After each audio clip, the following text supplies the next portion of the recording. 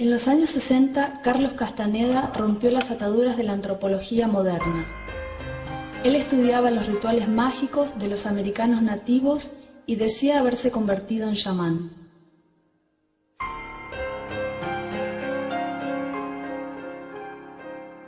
Siendo adorado como el abuelo de una nueva era, Castaneda inspiró a una generación a salir en busca de iluminación espiritual, drogas y una realidad alternativa. Cambió su vida y cambió la vida de miles, sino millones de personas de este planeta. De hecho, algunas de las mejores mentes de hoy día me han venido y me han dicho que no serían nada sin mi padre. Pero mientras algunos pensaban que Castaneda era un pionero de la antropología, otros pensaban que abusaba de su poder. Este programa revela el misterio del personaje más controvertido de la historia de la antropología.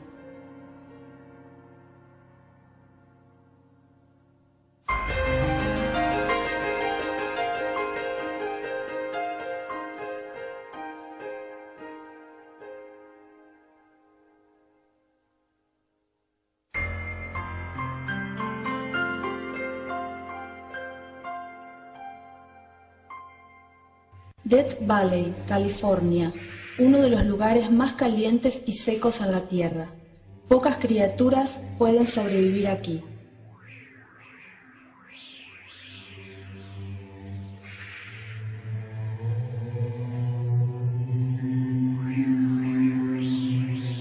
En 1960, Carlos Castaneda era un estudiante graduado estudiando para su doctorado en antropología en la Universidad de California, en Los Ángeles.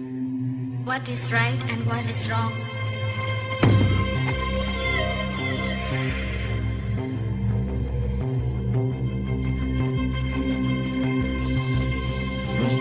Me encontré con Carlos por primera vez en la Universidad de Los Ángeles.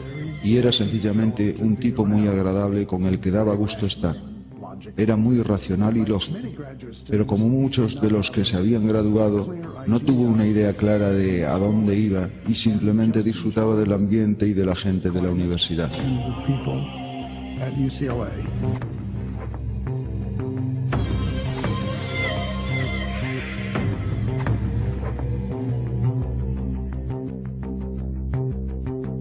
Pero en mayo de 1960, Castaneda fue enviado al trabajo de campo para estudiar la cultura de los nativos americanos.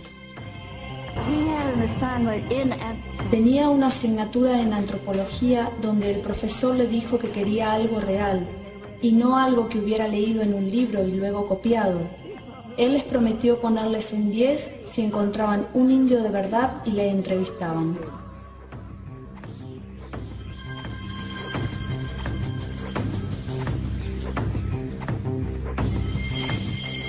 Fue en Nogales, una pequeña ciudad fronteriza mexicana, donde Carlos encontró al americano nativo que iba a cambiar su vida para siempre.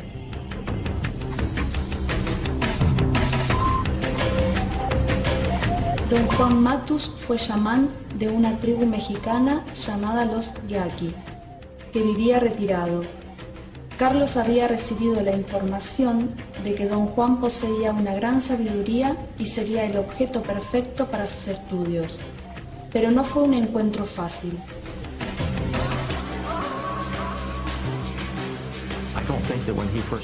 No creo que cuando lo encontró por primera vez entendiera la importancia del encuentro, y estoy seguro que tampoco don Juan lo sabía.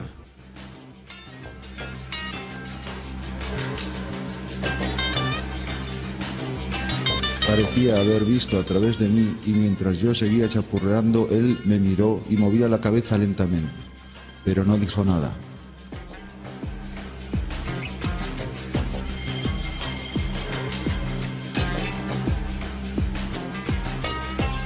Por fin, después de un tiempo que parecía larguísimo, don Juan se levantó.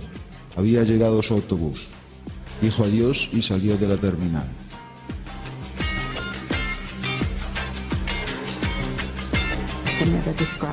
Castaneda describe que se encontraba muy conmovido y se enfadó de alguna manera. Él sabía que tenía que volver a encontrar a esa persona. Fue un momento decisivo porque cambió su vida.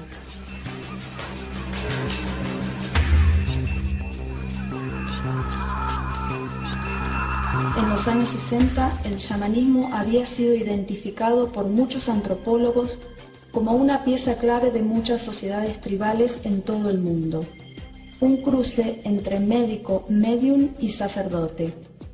El chamán se pensaba que sabía contactar con el mundo de los espíritus para conseguir curación, guía y sabiduría. El chamanismo está basado en el mundo de los espíritus. Los espíritus facilitan entrenamiento. Ellos dan información, dan habilidades. Ellos pueden ser como un sistema de alarma avanzado. Los espíritus vienen y revelan las cosas que están pasando. Mientras el chamán estaba siendo reverenciado por los miembros de la tribu, los académicos del tiempo sabían poco acerca de sus prácticas. Los antropólogos consideraban poco el efecto real de sus rituales.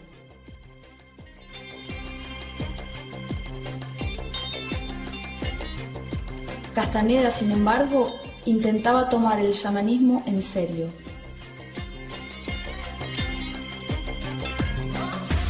Conseguí averiguar dónde vivía don Juan y le visité varias veces. Cuando llegaba a su casa me sentía aprensivo y nervioso, pero encontré que su trato era muy reconfortante.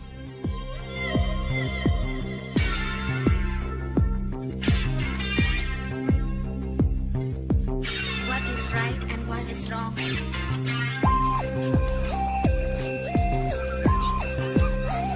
Fue entonces cuando empezó el viaje de Castaneda al mundo oculto del chamán yaqui.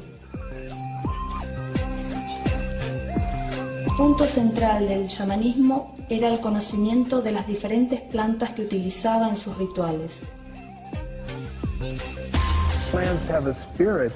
Las plantas tienen un espíritu. Esto es una pieza básica de la religión de los indios americanos y mexicanos.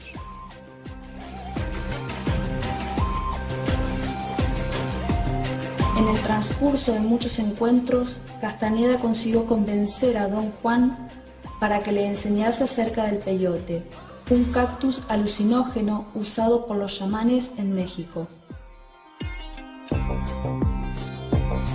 Venerado en el arte y la cultura, se suponía que la planta del peyote contenía un espíritu sagrado de un antepasado. Comer la planta haría aparecer al espíritu, pero era impredecible, a veces amable, a veces terrorífico.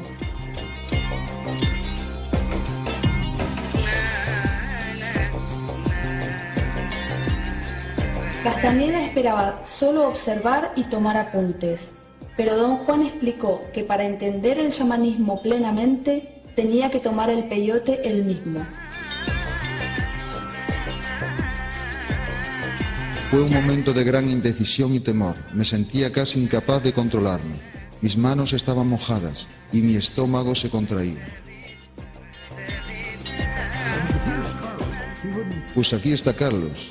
Él no tocaría una cerveza, por ejemplo. No la tocaba entonces ni después, cuando le vi más tarde. No parecía ser un tipo interesado en drogas, ni nada parecido.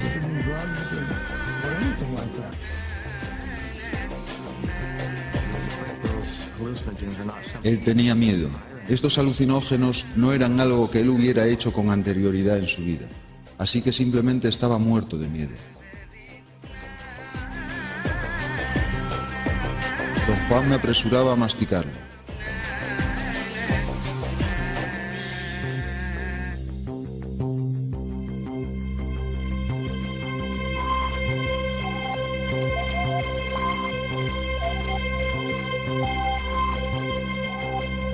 La conversación se hizo muy ligera.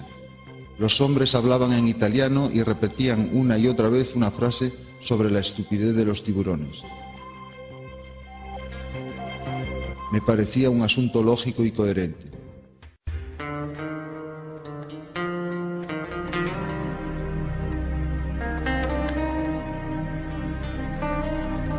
Todos los recuerdos volvieron a mí de pronto, y de pronto todo estaba claro en mi mente.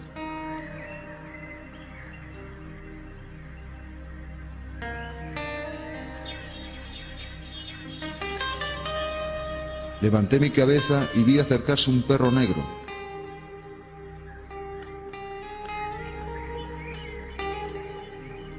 El perro se volvió iridiscente. Una luz intensa irradiaba de su cuerpo.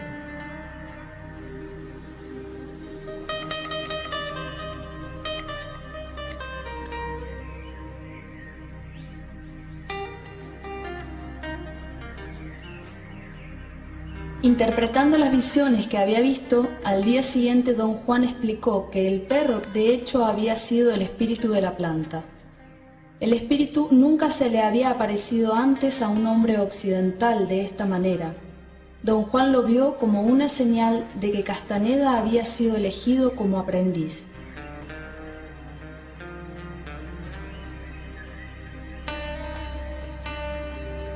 Castaneda aceptó el reto y al hacer esto llevó la investigación antropológica a un extremo completamente nuevo.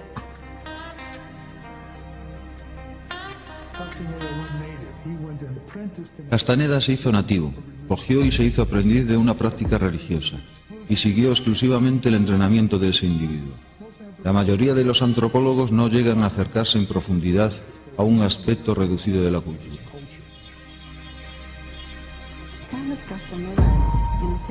Carlos Castaneda, en esencia, creó una transgresión académica por romper las barreras entre el observador y el participante. En las ciencias sociales se suponía que no debía hacer esto. Debía simplemente observar, ser testigo, escribir sobre algo y luego irse. Castaneda dedicó los próximos 4 años de su vida a su aprendizaje con don Juan, pero su vida personal sufría como resultado. Me dijo que había encontrado a un hombre que era un hechicero, don Juan, y me dijo que pasaría mucho tiempo con él y me dejó cuando volvió. Él sencillamente no era el mismo de antes.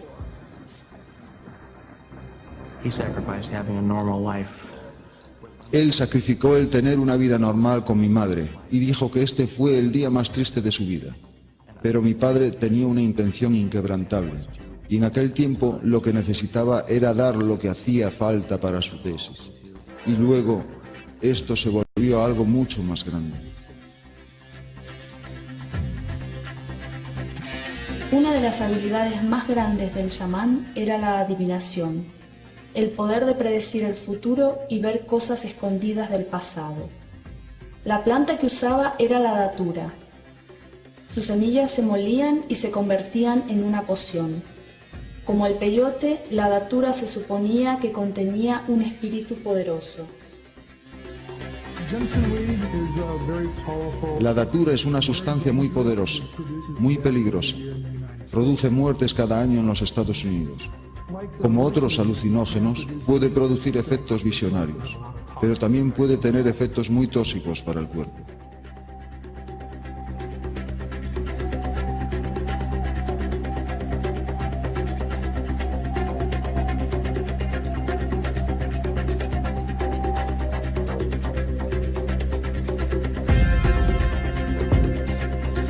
Castaneda declaró que en su trance vio que un amigo suyo estaba al borde de un colapso mental. Otra visión le hizo identificar a la persona responsable de una serie de crímenes en su universidad.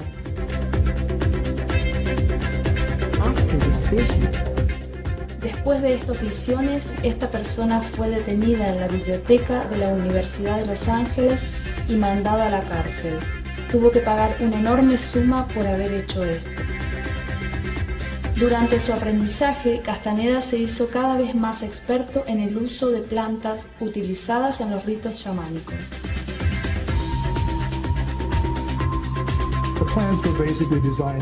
Las plantas estaban básicamente diseñadas para romper sus defensas y su visión del mundo, parar su descripción de la realidad para percibir el mundo de una forma distinta. Bajo la influencia de los hongos alucinógenos, Castaneda hasta llegó a la convicción de que podía volar. El momento me arrastró y desde ahí lo vi. Vi la masa oscura de las montañas. Mi velocidad era extraordinaria. Disfruté de una libertad y ligereza que... Él dijo que una vez se había convertido en un cuervo. ¿Leyó usted eso? Y siempre cuando veo pasar un cuervo, le hablo y le llamo Carlos.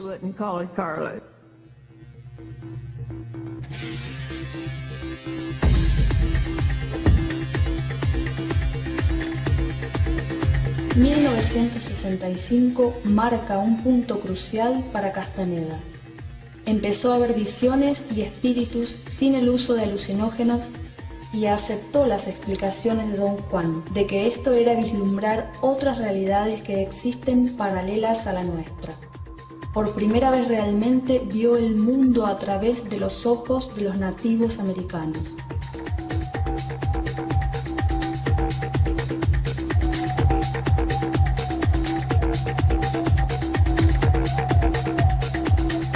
Pero el aprendizaje de 4 años empezó a hacer mella en él. Castaneda se volvió cada vez más desorientado, ya que la línea entre una realidad y la otra se hizo borrosa.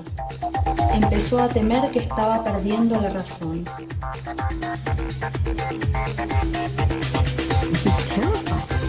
Está aterrorizado, totalmente aterrorizado. Está devastado y profundamente conmovido. Y sabe que este es el final del aprendizaje de 4 años que describe en las enseñanzas de Don Juan.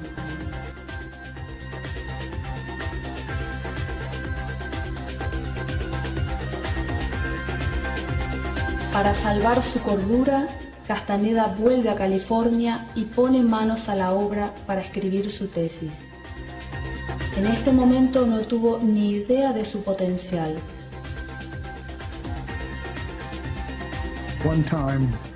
Una vez sacó este manuscrito sucio, envuelto y manoseado y dijo: «Tome, ¿podría leer este trozo de caca?». Pero entonces la tesis de Carlos Castaneda fue aceptada por la imprenta de la Universidad de California y publicada en 1968. Me asombré mucho, no pensé que Carlos conseguiría publicar ese libro. Y a partir de ahí no hay límite para lo que pasó. There was no limit to what happened.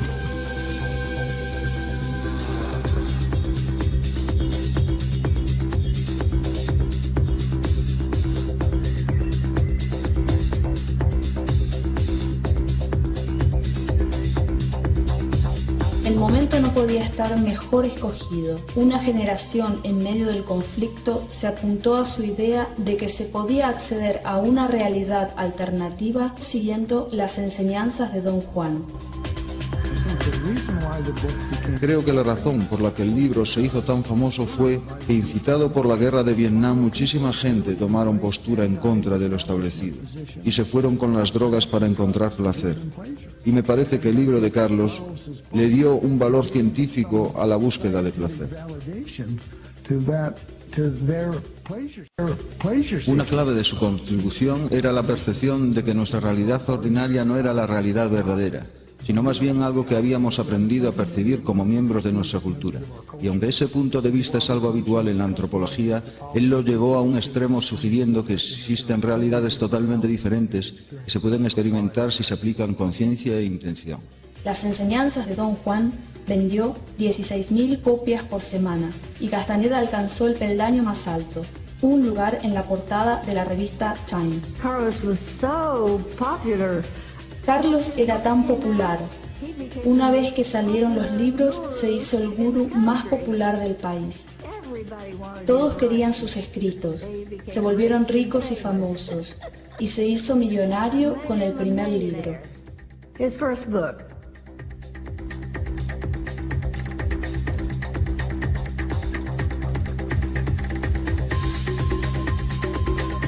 Entonces, en la cima de su popularidad, Castaneda hizo un anuncio. Su gran mentor espiritual había muerto, pero no fue una muerte ordinaria. Don Juan se había convertido en una columna de luz brillante y viajaba a otra realidad llamada lo infinito.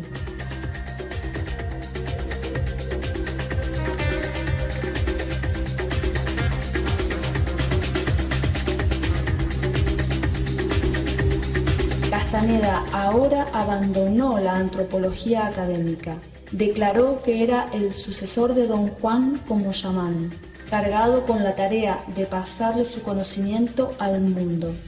Carlos Castaneda becomes Carlos Castaneda se convierte en un ser como Don Juan. Él es un chamán, y el término que es usado específicamente en los libros es nahual, lo que significa un ser con una energía enorme, un líder que es capaz de llevar a un grupo a la libertad.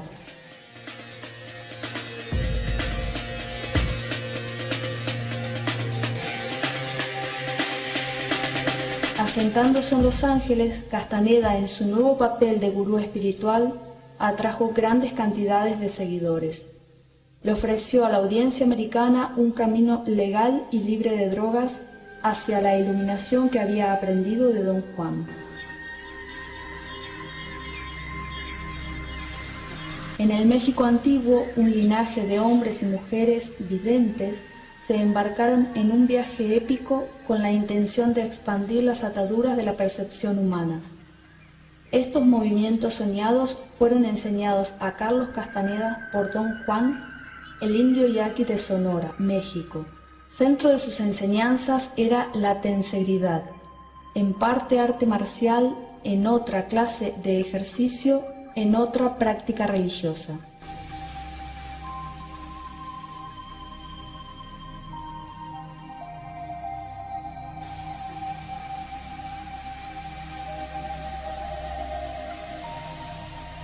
Carlos Castaneda sistematizó y desarrolló los pases mágicos hacia su forma moderna, la tensegridad. Él pensó que lo de Carlos fue un montaje, y yo sé que no lo fue, que he ido a todos esos viajes, y yo sé que es verdad. ¿Sabe usted? Para empezar, la familia de Castaneda tiene algunas evidencias de que él hiciera trabajo de campo en México. Esa es una postal desde Sonora, México, y dice: he estado aquí en México una temporada, cuidaos, chao, C. Queridísima Margarita, no he podido escribir antes porque acabo de llegar de 3 semanas de trabajo de campo en el sur de México. El hijo de Castaneda incluso tuvo experiencias de primera mano con el trabajo de su padre. Fui con él a varios viajes de campo y estuve mucho tiempo con él. Hicimos viajes a Bangor Cañón y a México, y de hecho estuve como su pequeño aprendiz. Recuerdo encontrar un indio nativo americano en el desierto. Yo era realmente chico, no sabía que su nombre era Don Juan. Don Juan había estado expuesto a muchas costumbres y tradiciones por todo México, porque había estado viajando mucho. No era el yaqui que nunca había salido de su territorio ni estado lejos de su grupo. De hecho, miles de yaquis habían sido mandados al exilio al principio del siglo y fueron obligados a vivir en diferentes partes de México y Arizona. Carlos Castaneda siempre mantenía que Don Juan había sido de esa comunidad. Yo creo que Don Juan Matus existió. Ni creo que el personaje sea ficticio, ni creo que sea una invención. Algunos argumentaban que su investigación incluso era válida, aunque los detalles no fueran exactos. Para mí hay demasiadas verdades universales incluidas en lo que Castaneda revela, así que no creo que tenga importancia el hecho de si cada conversación haya sido apuntada fielmente, sino de lo que nos tenemos que dar cuenta es de cómo Castaneda expande la comprensión de la naturaleza humana, de la realidad.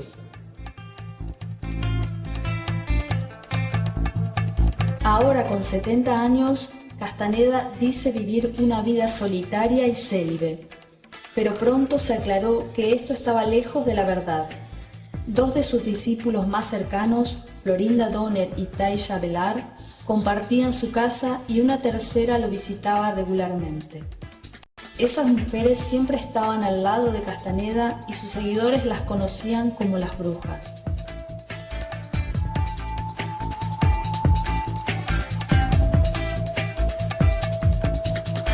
La documentación de Greg y Gaby mostraban un hombre cada vez más enfermo. Aún así, se negó a la familia verle. I walked up to those women. Me acerqué a esas mujeres extrañas, altas y grandes que parecían hombres, y les dije, ¿saben quién soy? Y ellas me dijeron, sí, lo sabemos, eres Margaret. Y les dije, yo quiero ver a Carlos. Y ellas dijeron, lo sentimos, pero no le puede ver.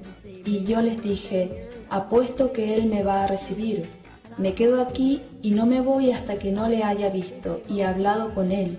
Y finalmente vino y yo estaba tan feliz de verle y le dije, Carlos, he comprado 2 libros y quiero que me los firmes. Y él dijo, estoy muy mal y mis manos están demasiado cansadas. No puedo escribir en absoluto. Estuvo ahí y me miró un largo rato, y cuando se fue, me tiró besos andando hacia atrás, y esa fue la última vez que le vi. He threw me kisses and walked backwards. That's the last time I ever saw him.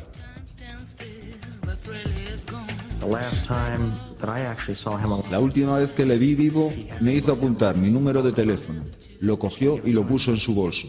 Esa fue la última vez que vi vivo a mi padre. saw my father alive.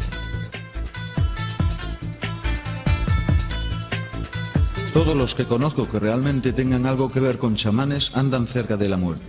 Creo que todos tendemos a tomar mejores decisiones si estamos conscientes de nuestra propia muerte como consejero. ¿Qué significa esto? Significa que somos capaces de ver que todos los asuntos de la vida tienen que ver con la muerte. Esto forma el carácter. Si fueran capaces de considerar todas las cosas de la vida como si fueran a morir hoy, podría ser que tomaran decisiones con mayor valor, más pasión y compasión de lo que harían de otra manera. Podría ser que lo perdieran todo, que lo tiraran.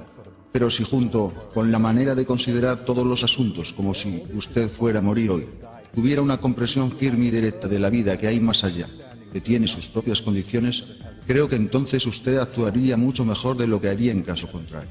Yo sé que hay una gran diferencia en la forma de tratar el mundo entre los que tienen una experiencia clara y personal de la vida más allá de la muerte y los que no la tienen. Uno tiende a mirar las cosas de otra manera.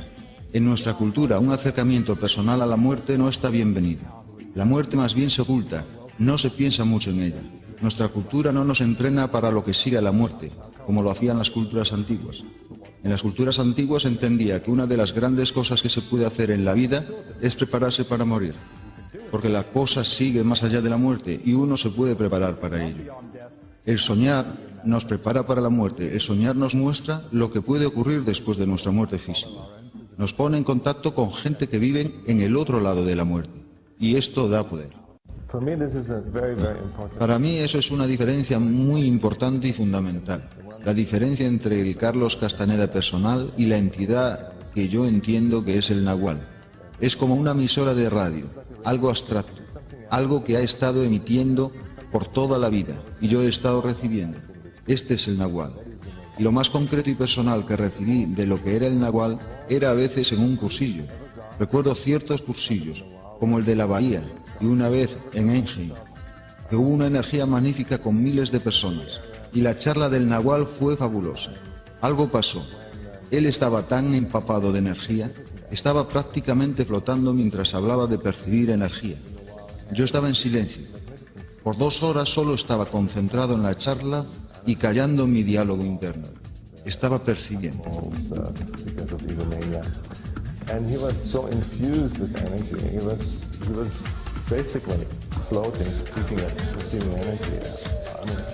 Y entonces se bajó esa persona del escenario, radiante, como no sé qué, nunca vi nada parecido. Radiante de verdad y de alguna manera flotando por encima del suelo. Se vino hacia mí por casualidad y me abrazó, y me apretó, y sentí amor. Fue como un momento suspendido en el tiempo, solo un momento, y fue lo más concreto y personal que yo haya recibido. Y yo amaba a ese ser más que nada. Simplemente fue como, wow. Pero luego se fue y la vida siguió. Y en otro momento me encontré con esa misma entidad hablando necedades en su propia casa, donde fui invitado a una fiesta y me pareció desagradable. Pero eso, en el mejor de los casos, era Carlos Castaneda, y yo no era capaz de percibir otra cosa.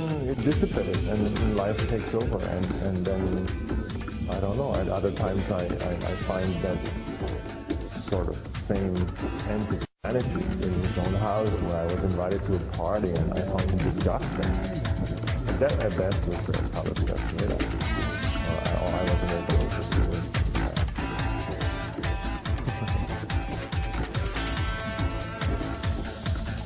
I doubt, without having the full evidence, because I don't know that. Yo dudo, y no creo que alguien lo pueda saber con certeza, que exista un Don Juan Matus literal y físico. However, De todas formas, no creo que sea ficticio en el sentido de irreal, porque hay un poder en este carácter que ha formado su propia realidad, que no es literal ni física, pero perfectamente real.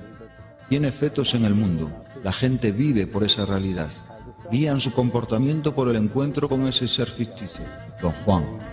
Si esto es ficción y no un hecho, él creó una realidad y puede ser un camino espiritual.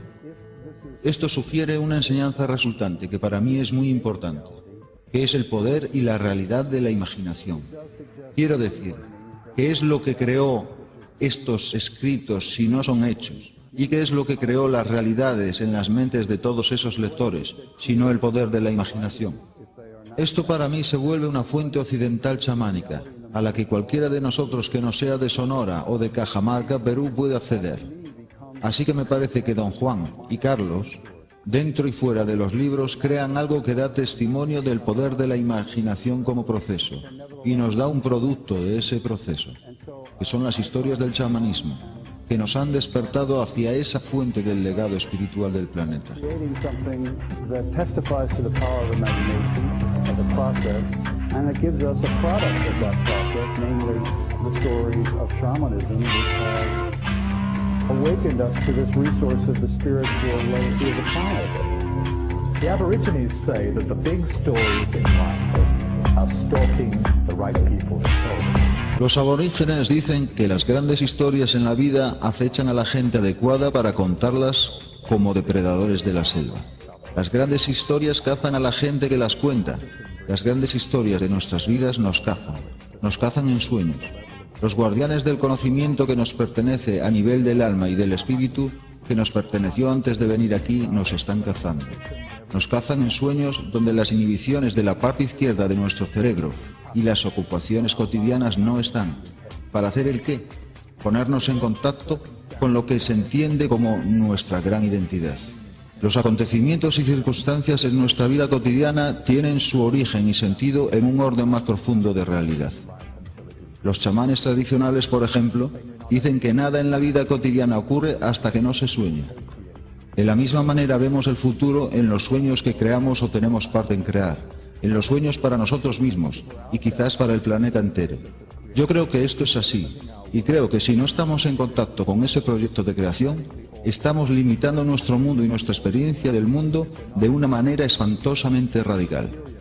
Y digo espantosamente radical porque si no estamos en contacto con esa experiencia más profunda, sentir, somos capaces de hacernos cosas a nosotros mismos, a nuestro alrededor y unos a otros que no seríamos capaces de hacer si estuviéramos en contacto con la naturaleza más profunda y el propósito de la vida. No podemos seguir destruyendo nuestro medio si estamos en contacto con ese nivel más profundo.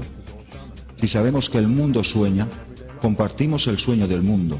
Si sabemos que los árboles sueñan, compartimos los sueños de los árboles.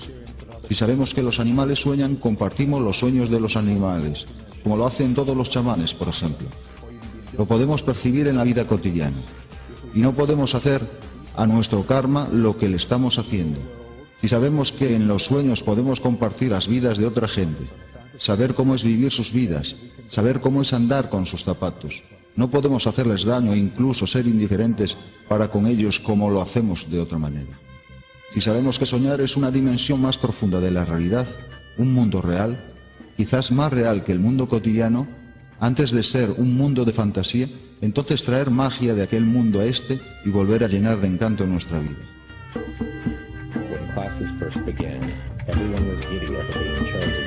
Cuando empezaron las clases todos estaban ansiosos de ser elegidos para formar parte del grupo secreto de Castaneda para luchar por conseguir la percepción abstracta. Pero el círculo interior de Castaneda era como una cebolla. Había muchos niveles que traspasar antes de llegar a su centro, y como todos yo estaba deseando ser llevado más adentro. Así que me esforcé para llegar hacia adelante en la sala, para que él pudiera darse cuenta de mí. Funcionó. y parecía tenerme simpatía, pero mientras pasaba el tiempo aumentó la diferencia entre vivir el camino solo o bajo el mandato de su líder. Un día, en un evento en el que Castaneda leía en público, yo no quería que sintiera mi duda, así que me quedé atrás en la sala para esquivar la fuerza de percepción de Castaneda. Al día siguiente, recibí una llamada de uno de sus protegidos preguntando por qué no había acudido a clase. Le dije que quería poner a prueba mi ego y darle a otro la oportunidad en la primera fila, y conté lo acontecido para demostrar que había estado presente. Satisfecho el protegido colgó, y yo suspiré aliviado. Me había salvado. Minutos más tarde llamó de nuevo, con instrucciones explícitas de que Castaneda preferiría que yo estuviera delante en la sala. De nuevo estaba en el lío, y a solas conmigo, con el desapego del herrero. Castaneda me había enseñado bien. Una ola de energía que él llamaba el hábito de la confianza me sobrevino. Sabía lo que había que hacer. Me había situado a la vista suya y tenía que aplicar sus propias enseñanzas en contra de él para seguir recibiendo el valor de su conocimiento. Debe de haber habido otros como yo, pero no me atrevo a dar la cara como para encontrarles. Meses más tarde mis dudas disminuyeron cuando Castaneda me cogió de lado y me dijo cuán impresionado estaba por mi progreso. Mi ego celebraba el cumplido, pero ¿era de verdad o mera manipulación para echarme? Juzgué la situación usando las directrices del propio Castaneda y concluí que aunque él luchaba por desempeñar sus métodos, el mito tuvo poder propio. Así que consideré quién se había equivocado. Yo por abrazar el camino y secretamente rechazar su líder, o aquellos compañeros que se entregaban con cuerpo y alma. I never heard him promise me anything. Not one thing. No le escuché prometer nunca nada y nos dijo una y otra vez que no había nada que él nos daría que nosotros pudiéramos esperar. Llegamos ahí por nuestra propia voluntad. Y si hay alguien que hubiera escuchado otra cosa, ha escuchado algo totalmente diferente de lo que yo escuché. Él nos dijo incesantemente que era un hijo de puta, que era la mierda más grande. Él continuamente nos lo dijo. Nosotros no lo queríamos creer, porque queríamos un gurú, un santo. Como tal tenía que tener ciertas características, pero creo que él no tenía ninguna de ellas.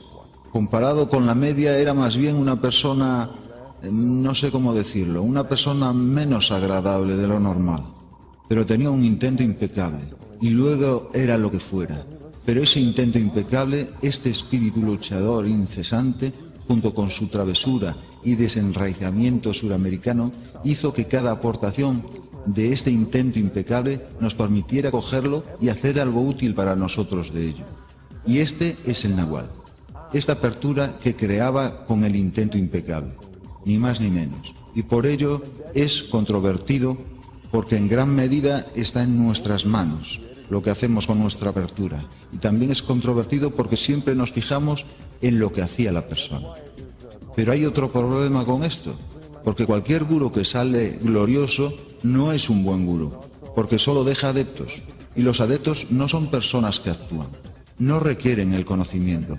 Así que un gurú tiene que salir de alguna manera en desgracia, si lo quieren llamar así. Esto no es nuevo. Es una práctica conocida que un buen maestro zen alguna vez tiene que echar a su estudiante. Pero no se puede echar a alguien por decir, vale, ya aprendiste bastante. No te fijes en mí, aprende por tu cuenta. No funciona así. El estudiante estará eternamente de rodillas dando gracias a su gurú, a no ser que averigüe que su gurú es un trozo de mierda. Pero si no es muy convincente, jamás se lo creerá. Así que tiene que haber pruebas. Esto es peliagudo. Y no quiero decir de ninguna manera que el Nahual o Carlos Castaneda hicieran esto a propósito. No creo que hicieran nada a propósito. Solo tenía un intento impecable. Y el intento a la larga lo organizó de la manera que causa este efecto liberador. So there has to be facts and data. This is tricky, and I'm not saying by any way that the Nahual or Carlos Castaneda did this all on purpose. I don't think he did anything on purpose. He just had an impeccable intent. And the intent at large, whatever this may be, it organized it in a way which in the end it has this liberating effect. Yo no sé, es el espíritu. Olvídese de la persona. Si no cree que el espíritu está ahí, no podría estar ahí de ninguna manera para usted. ¿O cree que el espíritu le llevó ahí, el espíritu lo controló? Carlos era una manifestación del espíritu, claramente. ¿Por qué tendríamos que luchar contra este asunto? Entonces, ¿qué hacíamos aquí? ¿Queríamos escucharnos adorar a un hombre? No, queríamos acercarnos al espíritu. Did I really fly, Don Juan? ¿Realmente estuve volando, don Juan? Eso es lo que me has dicho. Ya sé, don Juan, pero quiero decir, ¿voló mi cuerpo? ¿Volé como un pájaro? Siempre me preguntas cosas que no puedo responder. Volaste. Para eso está la segunda parte de la hierba del diablo. Si tomas más, aprenderás a volar perfectamente. No es cosa sencilla. El hombre vuela con ayuda de la segunda parte de la hierba del diablo.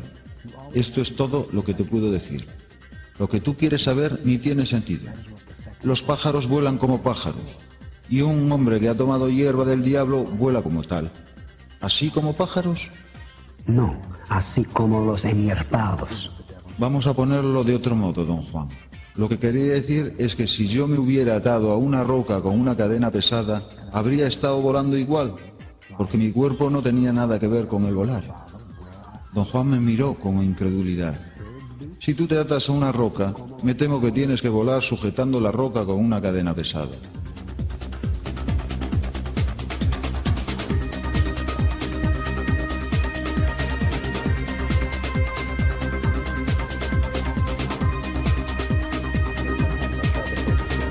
Algunas veces me encontré intentando escuchar todo lo nuevo que él estaba diciendo, y entonces me daba cuenta que sus labios se estaban moviendo. Pero era irrelevante lo que él estaba diciendo, porque lo que pasaba era otra cosa, pero nunca pude detectar con claridad lo que era. Esta especie de facultades y posibilidades paranormales son parte del atractivo de Castaneda. No sé si son posibles, soy agnóstico en este sentido, no lo he averiguado. Cada manta de los navajos tiene una perla que está sin atar. Deje un poco de espacio para la sorpresa. Una forma limitada y estúpida de la ciencia, no la ciencia de verdad, de vanguardia, que es territorio de los visionarios, una forma limitada de la ciencia y de ideología de la ciencia, dijo que la realidad solo es esto o lo otro. Cosas que se podían medir o comprobar. Una forma limitada de la ciencia nos enseñó a desconfiar de la experiencia interior, desconfiar de la experiencia visionaria, porque no se deja medir y demostrar en el laboratorio. Pero eso no es la ciencia de verdad. La ciencia de verdad del siglo XXI y más allá será una ciencia que en su corazón tendrá los sueños, porque los exploradores de sueños están entre los grandes científicos de nuestro tiempo. Nosotros podemos acceder directamente a la realidad no ordinaria y podemos probar aquello acerca de lo que los especuladores de la física cuántica y de universos paralelos solo hablan. Nosotros podemos ir ahí, podemos conocer de primera mano cosas sobre universos paralelos o de cómo los vapores de la conciencia en el corazón de los átomos producen nuestro mundo material. Así que la nueva ciencia será una ciencia que tiene el soñar en su centro. Como todos los grandes científicos tenían visiones y sueños. Las teorías de Einstein venían directamente de los sueños. Los científicos de la nueva era serán soñadores. El debate sobre la autenticidad de las enseñanzas de Castaneda es más intenso hoy día que cuando el movimiento estaba en su cima. Para alguien de fuera la polémica puede ser reducida a una simple pregunta: ¿por qué? Para Carlos esta era una revolución de la conciencia y la meta era la liberación final de la ideología dogmática que nos encarcela en la vida y en la muerte. El campo de entrenamiento de esta libertad última empezaba con la ejecución militante de las prácticas de las cuales Carlos alegaba que redirigirían la energía personal y harían posible la mortalidad consciente. La recapitulación era una técnica que servía para revivir y liberar todas las interacciones personales desde el nacimiento. El silencio interior era la quietud de la mente que haría posible la percepción abstracta. El camino del guerrero era nuestro propio código ético, fuera de las normas aceptadas socialmente. Y el movimiento físico conocido por tensegridad redistribuía la energía personal, preparaba para el último paso de la muerte llamado quemarse en el fuego interior. La combinación de esas técnicas se suponía que canalizaba energías vitales para la supervivencia de la humanidad en un mundo rebajado por la domesticación. La combinación de esas técnicas se suponía que canalizaba energías vitales para la supervivencia de la humanidad en un mundo rebajado por la domesticación. Sea esto verdad o no, la fe intensa de Castaneda en estos conceptos hacía la vida en su mundo muy atractivo, pero él advertía que era un mundo que nuestro ego combatiría a muerte. Castaneda comparó el ego con un mono cazado. En la jungla los cazadores cazan a los monos con una trampa sencilla, un tarro lleno de nueces. La apertura del tarro es del ancho justo para que el mono pueda introducir la mano y coger las nueces, pero cuando intenta sacar el puño lleno de nueces se queda atrapado en la boca estrecha del tarro. Si soltara las nueces podría escaparse, pero no lo hace. Agarra las nueces fuertemente, incluso cuando llegan los cazadores y lo cogen con facilidad. Este es nuestro ego. Preferiría agarrarse a lo que conoce antes de soltar y liberarse. ¿Por qué seguir a Carlos?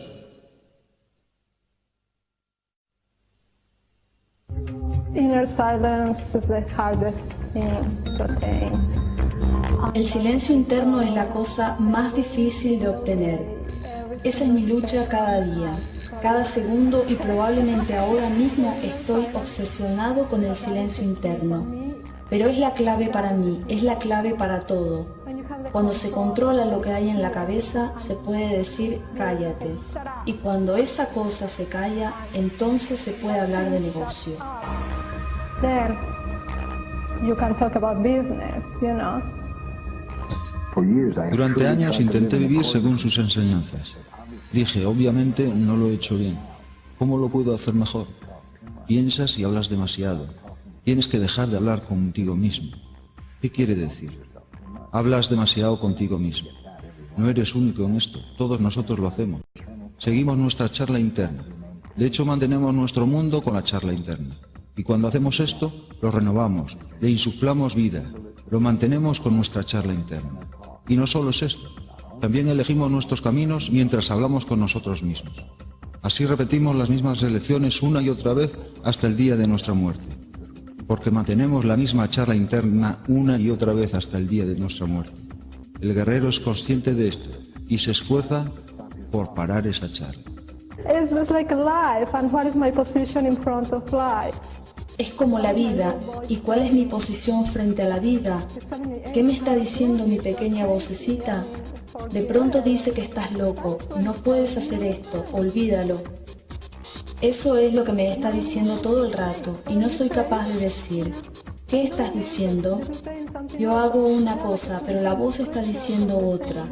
Así que hay dos descripciones distintas de la misma cosa, pero esta soy yo.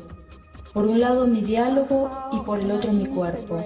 ¿Y cómo puedo juntar con mi cuerpo lo que dice mi pequeña voz loca? Quizás si conseguiría juntar estos dos polos, podría intentar cosas, porque mi cuerpo trabajaría armoniosamente con mi mente.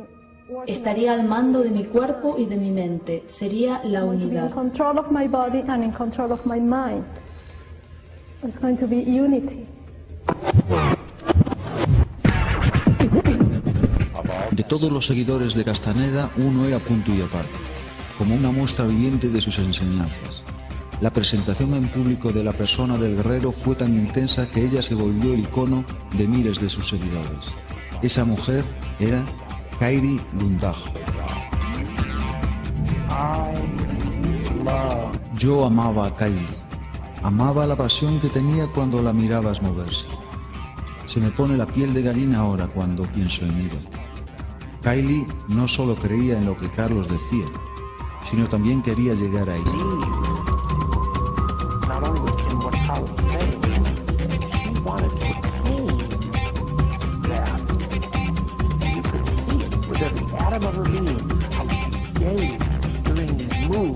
Y uno podía ver cómo con cada átomo de su ser ella daba todo, cuando se movía y cómo enfocaba su atención. Yo creo que ella realmente le amaba. Uno lo podía ver. Algunas veces, cuando se le veía cómo iba por el coche, cómo iba a recogerle, uno lo podía ver. Creo que eran como dos cosas, que ella sentía amor en un nivel personal por ese hombre. Pero al mismo tiempo había respeto, porque ese era el hombre que la salvaba a ella, que daba la vuelta a su vida, al que ella seguía. Ella se estaba haciendo luz, Había como dos partes en ella.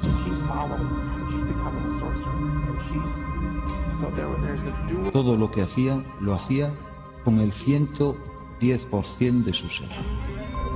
Everything she did with 110% of her being.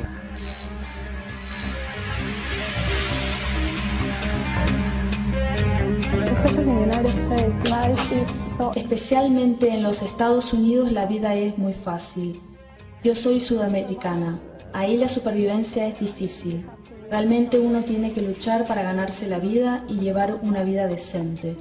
Yo creo que por esta razón la gente de allí está más cerca del ser que va a morir. Veo aquí los perros y esto es algo fascinante para mí, porque en mi país los perros son muy salvajes, te muerden y te matan en la calle y andan por todos lados. Y me encantan esos perros, estoy muerta de miedo, pero sabe, son perros. Y aquí ves esos perros grandes, totalmente sin fuerza y muertos, esperando su comida. Saben cuando les dan de comer, son tan aburridos y tan inútiles como un juguete. Solo son monos y ya está. No tienen la agresividad, no tienen la fuerza, los instintos de perro. Y los seres humanos estamos en lo mismo.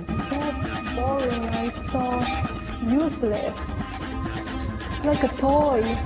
They just look cute and that's it. But they don't have the aggressiveness, they don't have the power, they don't have the dog instinct. And as human beings, we are into the same boat. If I listen to people, I don't need too many. Yo algunas veces hablo con gente, tampoco encuentro mucha, pero algunas veces encuentra uno con alguien que con ojos brillantes habla de todo el amor que está en el universo. Solo hay amor y amor, y ellos conectan. Lo veo algo dudoso, parecen increíblemente mal guiados. Qué aburrido es esto. Carlos de verdad me encantó con su imitación del cielo. Solía hacer un gran chiste sobre el paso del cielo, de lo lento que era, me encantó. Él tenía algo mejor funcionando. Somos más bien piratas en lo infinito antes que idiotas jugando duro. Fue divertido, intenso, serio, lleno de significado. No era frívolo.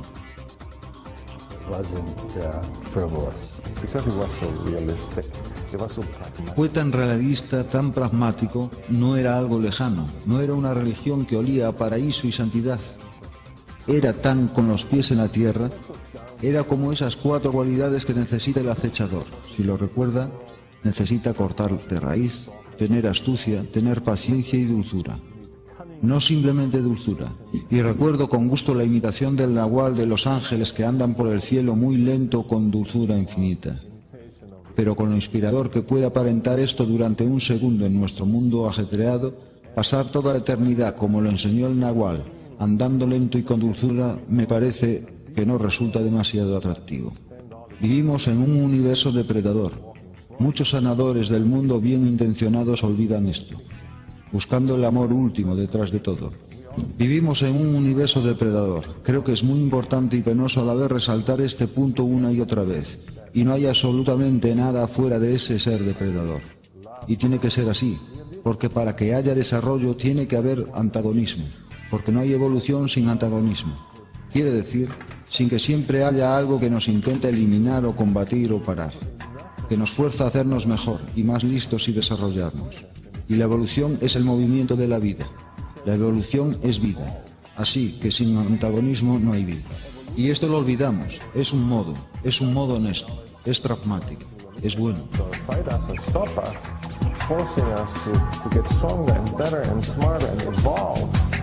There is no evolution. Evolution is the very movement of life. Evolution is life. So without antagonism, there is no life.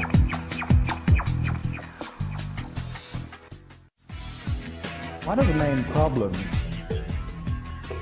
Uno de los mayores problemas para contactar es que tenemos que soltar nuestras ilusiones acerca del control. Se nos pide soltar la ilusión de pensar que lo entendemos todo, que la realidad puede ser metida en alguna caja de entendimiento. Y será así. Y tenemos que soltar la idea de que somos los maestros del universo conocido y aceptar el que estamos operando dentro de un universo más grande con el que estamos conectados. De hecho, somos seres multidimensionales, viviendo dentro de una realidad ordinaria, una existencia tridimensional. El soñar nos lleva al corazón y el epicentro de nuestra identidad multidimensional.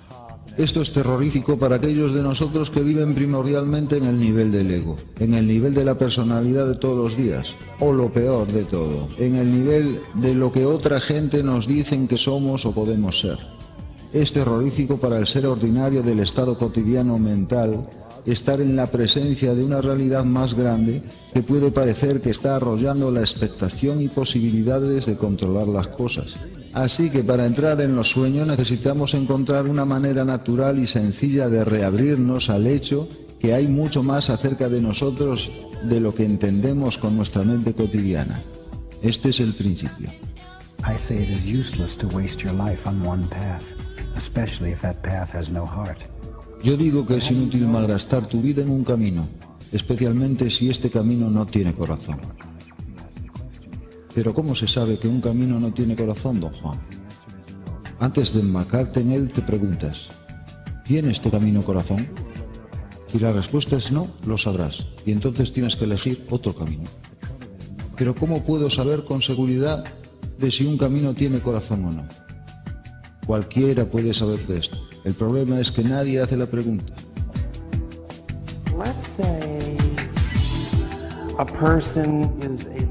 Y creo que la única pregunta que tengo en mente que le haría a Carlos Castaneda sería, digamos, una persona que es un estropicio y nunca ha estado en un cursillo, nunca ha leído un libro, ni siquiera está seguro de si el camino del guerrero es para él, aunque esta persona está interesada y cree en las enseñanzas y puede que sea impecable en su intento y pensamiento y concentrado en esto.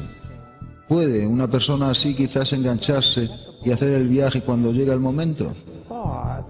And focus that he can maybe hook and latch a ride when it's time. The only question that I have. Es la única pregunta que tengo. Al final se trata de mí.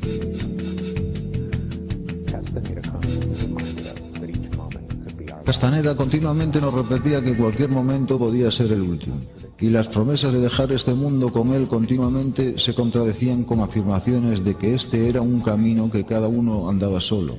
Pero cuando nuestros últimos días con Castaneda llegaron, pocos estaban preparados para aguantar este golpe final. Las clases se suspendieron en el periodo anterior a la muerte de Castaneda, y durante este último tiempo escuchábamos noticias en voz baja de que tenía poca energía.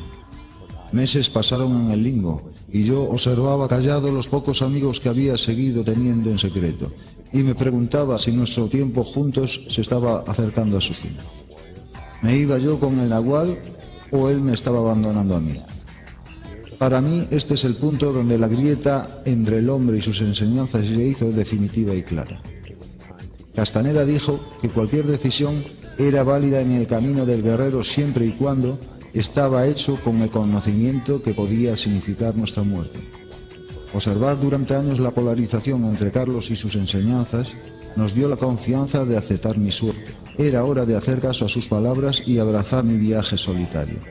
Resolví que independientemente de lo que iba a pasar, mi tiempo con Carlos había llegado a su final. Elegí el camino por encima de su líder de una vez por todas. No fue mucho antes de que esa decisión fuera puesta a prueba.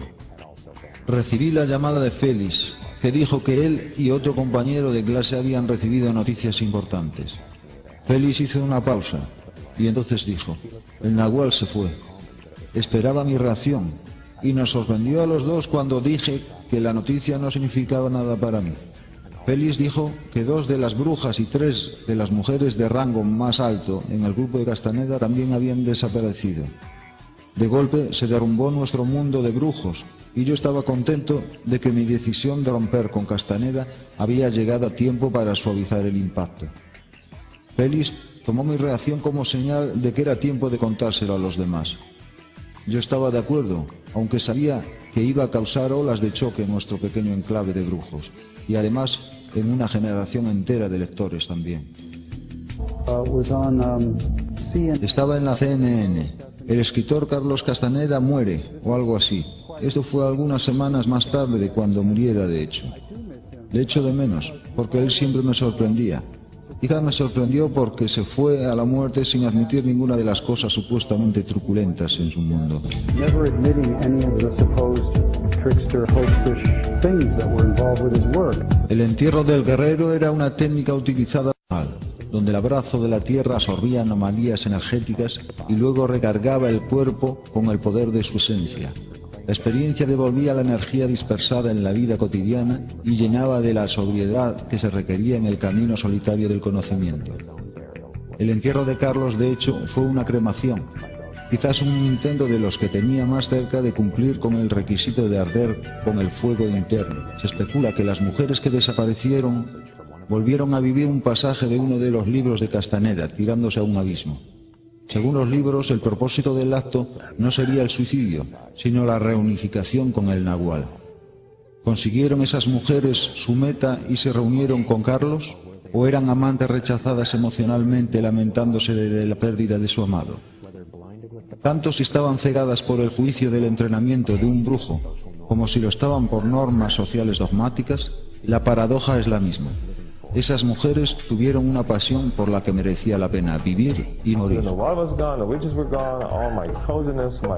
Así que el Nahual ya no estaba, las brujas ya no estaban. Todo, mi casa y mi mundo acogedor de brujería se habían quitado de en medio. Y en este tiempo una vez encontré a Cory Donovan, que de hecho era un buen amigo, y él hablaba y hablaba y hablaba sobre todas las cosas que había averiguado sobre las autenticidades y mentiras y cosas que no eran exactamente como se nos había dicho. Y él hablaba y hablaba, y yo solo le dejaba hablar, y lo percibía con mi mente. Pero al mismo tiempo tenía presente toda mi experiencia física con esa gente, con Florinda, con el Nahual, y así tenía hechos por un lado, pero por el otro lado esta experiencia física tan fuerte. Quiero decir que habían sido 4 o 5 años de interacción personal, y así iba para un lado y para el otro, y de vuelta, y no había absolutamente ninguna manera de reconciliar las dos cosas. No hice nada en contra de Cory. Me creí todo lo que me decía. No había problema, pero de hecho no afectó en absoluto a mi memoria o experiencia física y corporal de la magnitud de la interacción con esta gente, con este mito. Y lo que hizo era que creó una apertura magnífica en forma de una disonancia tolerada justo ahí y ahora, con la luz de la luna en mi cara en mi viejo piso donde Corina vivía. Fue un acontecimiento de hora y media más o menos, y aquí estaba yo, la visión de conexión y apertura más grande que jamás había experimentado. Y Cory fue un instrumento. Él mantenía un lado abierto, y el otro lado era mi cuerpo energético, o mi memoria, o lo que fuera eso, y salí andando de ahí más silencioso y contento de lo que pude recordar jamás. Y a partir de ahí, no sé, una cosa seguía la otra, y en un momento dado yo vi una luz. Quiero decir, no en sentido literal, no quiero sonar demasiado a nueva era. Vi una luz y era mi propia luz. Era mi propia guía de navegación, mi faro, que había estado hasta poco antes del Nahual. Por 20 años le seguí su navegación y sus indicaciones de dirección, y ahí estaba finalmente destruido y no destruido a la vez. Y por fin volvió mi luz. Y no solo era un cambio de navegación, también empezaban a pasar cosas de nuevo. Todo había estado muerto por un tiempo. Otra vez tenía sincronización. Mi cuerpo empezaba a temblar otra vez.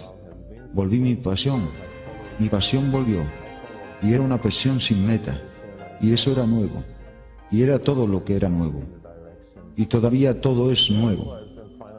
Tengo una pasión ahora, que no está para nada en particular. Antes también tenía una pasión fuerte, pero tenía unas metas muy concretas, y pensaba que quería ser poderoso, quería ser un hechicero, quería tener muchas mujeres alrededor, quería tener el fuego interior. No quería ser tan estúpido como la gente corriente y morir. Yo no quería morir. Y era el egocentrismo al máximo, y es lo que alguna gente argumenta en contra del Nahual. Pero bueno, ¿cómo puedes motivar a nadie si no apelas a su egocentrismo? Y después quitan el suelo, como pasó, y entonces uno está flotando intentando cogerse de nuevo a su egocentrismo. Que uno había tenido razón, uno está lleno de rencor y odia al Nahual, y uno pone parche tras parche intentando ganar tiempo, y nada ocurre, o simplemente caes. didn't want to be so stupid like the average population and die. I didn't want to die. And this was the ultimate Romania. And that's what some people now hold against the Nawala. Well, how do you motivate anybody except by pouring out the Romania? And then you drop out the floor like it so happened, and then now you're floating, and now you're grabbing, either you grab back for your egomania, but you've been right all along, and then you're going to be resentful, and you're going to hate them a while, or you patch up, but it takes time and nothing happens, or you just fall, and I didn't do that on purpose, I don't know, I just feel lucky. Yo no lo hice a propósito, solo tenía suerte porque soy feliz. Y caí, y no me importaba. Y de pronto vi una luz, y ahora tengo una pasión. No me importa morir, ni nada me interesa ya. No me interesa ser poderoso ni bello. Estoy muy contento con la mujer que comparte mi vida. No quiero nada, pero estoy lleno de pasión. Y si usted se pasa por nuestro café lo debería notar. Está todo en rojo y amarillo, y está tan lleno de pasión. Y es tan bello, y eso es por lo que estoy aquí ahora, porque estoy tan agradecido, porque, sí, lo siento, sí, estoy tan agradecido.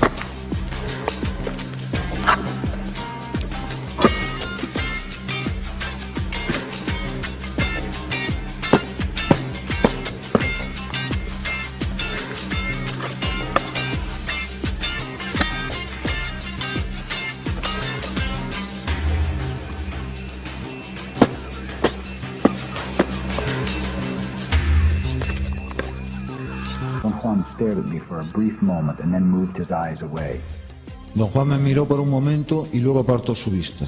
Cuando un hombre se pone en el camino de la brujería se da cuenta poco a poco que la vida ordinaria se ha quedado atrás para siempre, que las razones del mundo ordinario ya no son importantes para él y que tiene que iniciar una nueva manera de vivir si sobrevive. Cada pequeño trozo de conocimiento que se vuelve poder tiene la muerte como su fuerza central. La muerte da el toque final y lo que es tocado por la muerte, de hecho, recibe poder. Sin la conciencia de la muerte, solo sería un hombre ordinario involucrado en actos ordinarios. Necesitaría la potencia y concentración necesarias para transformar el tiempo ordinario propio en poder mágico. Para ser un guerrero, un hombre tiene que estar muy consciente de la muerte, pero el estar ocupado con la muerte significaría estar ocupado con uno mismo, y esto sería debilitante. Así que lo siguiente que se necesita para ser un guerrero es el desapego. La idea de la muerte inminente, en lugar de volverse una obsesión, se vuelve una indiferencia. La sola idea de estar desapegado de todo me deja frío de miedo, dije. Estás bromeando. Lo que te debería congelar de miedo no es tener nada que te haga ilusión, sino vivir toda la vida haciendo lo que siempre has estado haciendo. Carlos solía llamarlo infinito al océano oscuro de la conciencia. Era el mar por el que todos navegábamos con nuestra conciencia hacia lo gran desconocido, con ningún otro propósito que explorar su misterio maravilloso. Y aunque las posibilidades de éxito eran tan escasas como un pez que puede volar, nadie, tocado por el anhelo de la libertad, podía negar las luchas de este viaje. Carlos lo llamaba el viaje solitario. Él dijo que aunque uno encontraba en su vida gente que se movía por el mismo camino o en la misma dirección general, en última instancia uno iba a enfrentar su muerte solo, aventurarse en el mar oscuro de la conciencia solo, y descubrir a donde quiera que podía llevarle a uno. Ninguna promesa del paraíso, ninguna promesa de la vida eterna a cambio de una larga lucha de lo sublime en su camino por la aventura o por lo conocido. Eso fue donde Carlos fue un auténtico realista. No intentaba disfrazar la vida del más allá, no intentaba disfrazar la muerte, y creo que aquellos que fueron dañados por Carlos son los que más esperaban de él. Si uno se considera como un ser solitario que está viajando por su camino y ocurría que uno se encontraba con Carlos viajando en la misma dirección general, habría esperado poco o nada de él, aparte de compañía temporal y unos momentos placenteros compartidos. Porque lo que hacíamos con nuestras vidas pesaba sobre nuestros propios hombros. Así que yo estoy lleno de cariño por Carlos. Él era un visionario de verdad, y en comparación con los habitantes comunes de este planeta, era con distancia un pájaro inspirado y solitario.